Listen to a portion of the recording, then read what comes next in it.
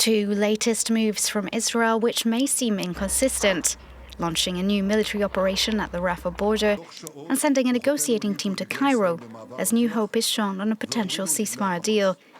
Israeli Prime Minister Benjamin Netanyahu is striking a balancing act between pressures coming from several fronts.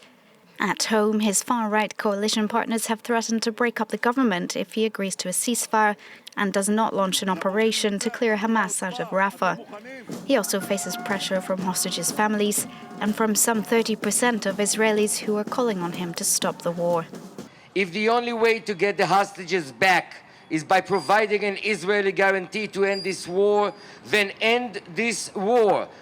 Meanwhile, abroad, his allies, in particular Washington, are pushing him towards a ceasefire, calling for Israel to skip Rafah in its ground offensive, where more than 1 million civilians have been sheltering. US President Joe Biden withheld an arms shipment to Israel last week, including some 3,500 bombs he feared could be dropped on Rafah. It's the first time he's made such a stand since the start of the war, with the White House continuing to pile pressure on Tel Aviv.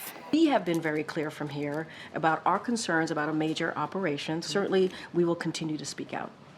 This after Netanyahu sent a message to allies during his Holocaust memorial speech at the beginning of the week.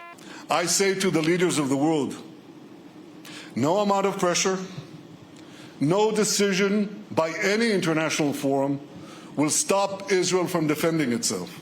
If Israel is forced to stand alone, Israel will stand alone.